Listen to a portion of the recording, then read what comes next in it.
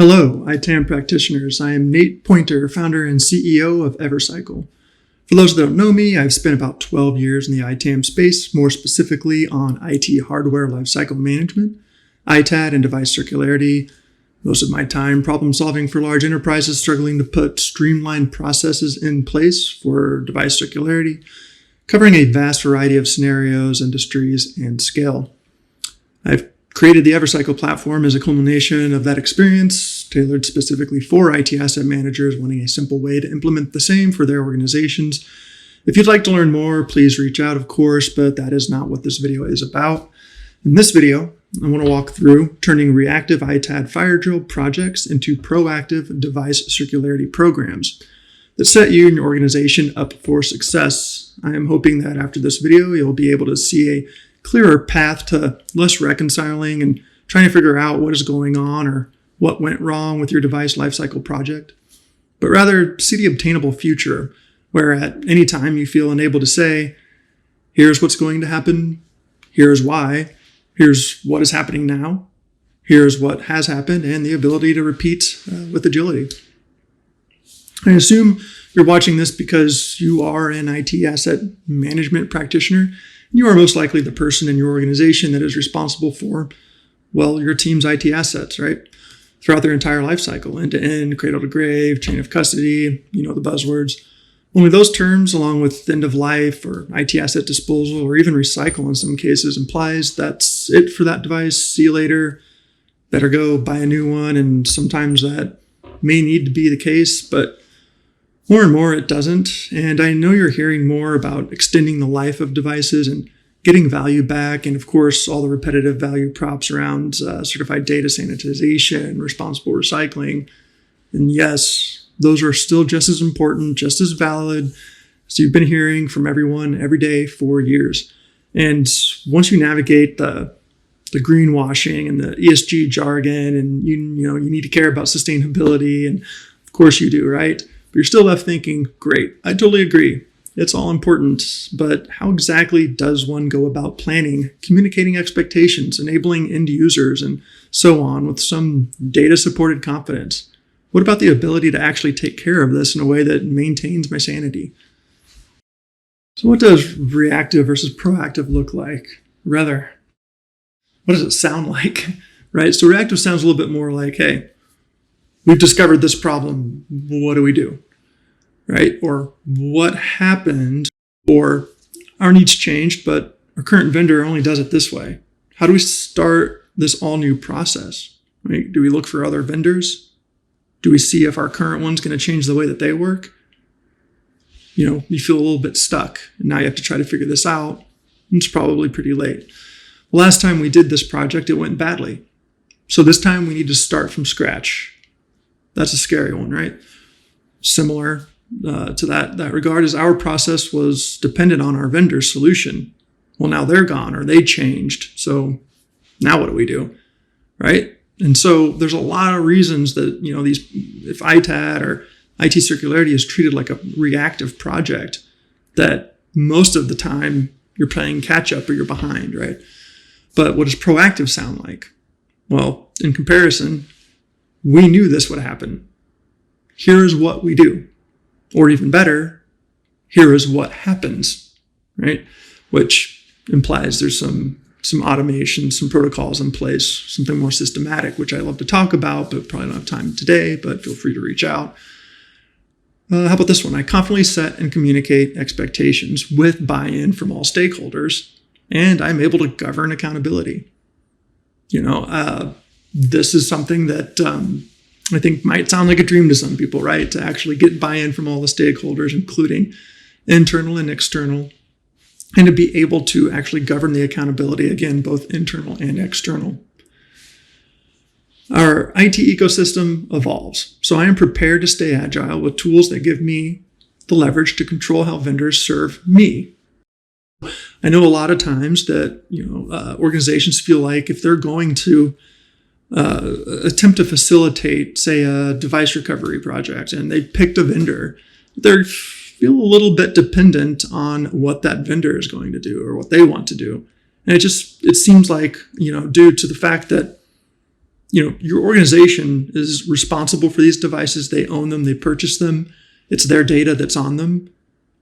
Seems a little bit backwards if you feel like you're dependent on your ITAD or whatever vendor for your hardware. Especially if you don't have transparency or visibility or really any say in what's going to happen with those devices, right? So another more proactive thing that you would hear is I set up scalable workflows that allow me to iterate circularity programs at any time, if needed, regardless of vendor limitations, right? So that puts you, again, in the seats of control. So how does what to do with devices end up being a reactive project? Many times it's an all-new project to manually figure out and piece together and hope for the best every single time there's a need to do it. But for a lot of you, that could easily be every day if your organization is big enough. Obviously, this is not scalable if treated like projects, and for that reason, many organizations don't do anything, and many devices go rogue with data still on them. And I don't need to tell you what an amazingly expensive risk that can be to your organization. You've heard all the horror stories before. Hopefully, you haven't experienced it firsthand. So why do we treat the what do we do with these devices now question like it's a new project every time? Well, simple. It's tough. There aren't many intuitive tools out there to help you be proactive, and many ITAD or buyback or e-waste vendors want your stuff because they make money on it downstream, and in many cases, how it gets there is up to you. I will say there are some ITADs that are moving towards a service model, which for some is a positive step, again, though, depending on your scenario. And what if you can still use the retired hardware? Or what if someone else outside of your organization can use it? But you'd like to know you're getting competitive value back, right? To supplement the future IT costs. And of course, not only ensure, but prove that the device is properly sanitized. So where do we start? If you were to ask me, hey Nate, what is the first thing to consider when orchestrating a proactive program? It would be what to look out for so you don't go down a bad path or an expensive bait and switch trap. People are really good at selling. Obviously, vet the solution and or vendor. It's hard to backtrack, and what to do becomes more clear when you filter out what you want to avoid. Also, keep in mind that most vendor solutions exist because the problem has looked the same enough times historically. Your problems might look different tomorrow, so stay nimble with who and what you're committing to.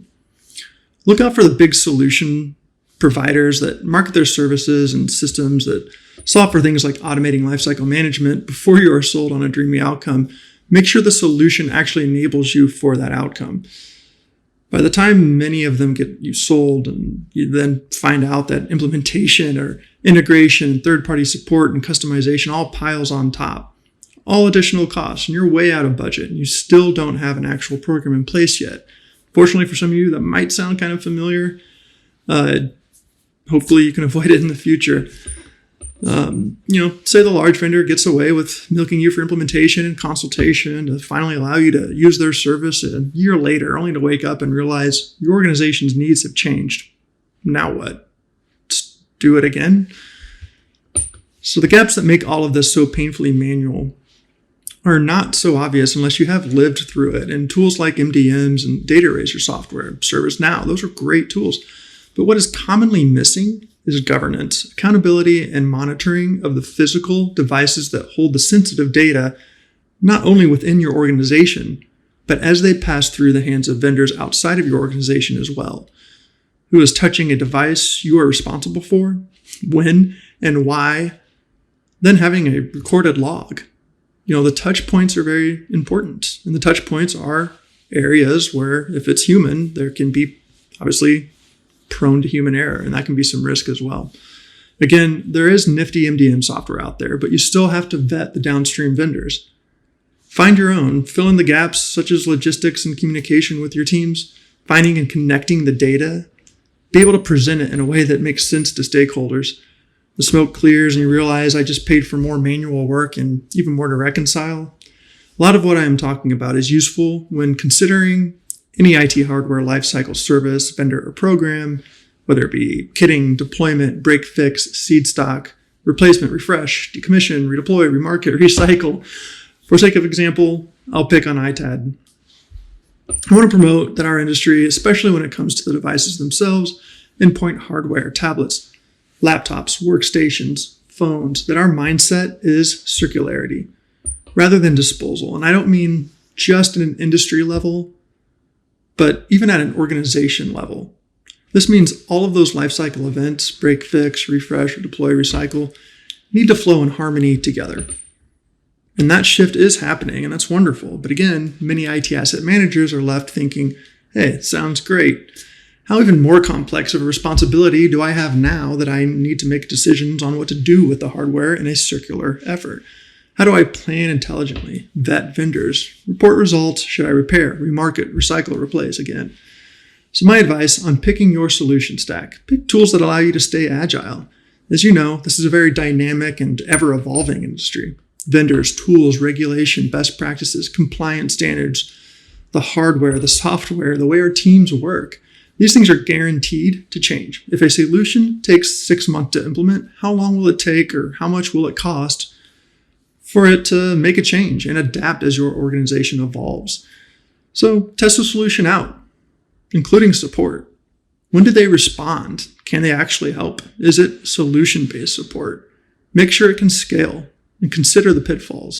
When it comes to planning and communicating expectations, a very important piece to that is that you have the information, that you're confident in that information, that you're able to present it at any point, right? To get buy-in from the beginning, to be able to, put into practice the plan that you are putting together with data-backed strategy and a predictable outcome. I could go on about this area, so feel free to reach out and ask me how. Done this quite a bit and helped with a lot of organizations on how to plan and communicate along with other automations around this type of program. But another point that I think is very important, this might sound kind of obvious, but to predict any potential scenario, even if unlikely. And I've been surprised to find, as I've worked with some very large enterprises and other types of organizations, and a lot of things went wrong that they kind of missed in the planning stages. So, it makes sense, right, to have a protocol up front, even if you think it's something that is unlikely, right? To kind of gather what some of these, unlikely things or likely things it could be. I mean, use me. I'm a great person for seeing like where things can go wrong because I've seen so much of it and I've seen what a lot of people have missed. And I like to try to look out for that and fill in the gaps. So, there's a challenge in communicating something that might not be widely understood by the organization, such as IT device circularity, IT asset disposition. Know upfront how you will have what you need to communicate at any time. Don't plan to communicate something that you're not already very confident that you'll have prepared to communicate, if that makes sense. So I think a very important part that people don't really talk about much, and maybe it's because some of the vendors out there don't do it well or really have a scalable way of doing it, but that's logistics around IT circularity, right? At any point, whether that's deployment, break, fix, recovery, redeployment, what have you. So logistics is a beast, right? And that's an area that I've spent a lot of time figuring out and automating at a global scale. So I know how important it is to really nail that down and really make sure that the communication around the logistics and that operations are very much synced with your efforts here. And that might take needing to get some buy-in from some technical people in your organization and maybe some of your IT partners and vendors. So, it's good to just try to make sure that the tools that you have or the tools that you're looking into are able to integrate with each other, things like that. This is another one that sounds kind of obvious, but test it out first. Make sure it's scalable. The vendors and solutions out there, they should be okay with, whether a pilot test or something along those lines, so that you can at least make sure that it's going to work before you start going down a path. Okay, we've walked through some reasons why this is important. and provided some tips on how to turn reactive ITAD projects into proactive IT circularity programs at a pretty high level. So if you'd like to dive into more of the strategies, tools, vendor management, and integrations, including how to plan, logistics, tracking, communication, reporting, ESG, and other topics around IT hardware circularity, let's chat.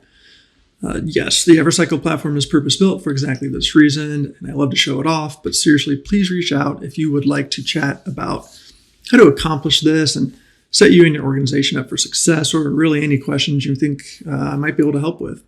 I genuinely enjoy collaborating with and hearing directly from people in your seat. And for that matter, if you do have it all figured out and you're sitting there like, hey, Nate, it's not hard.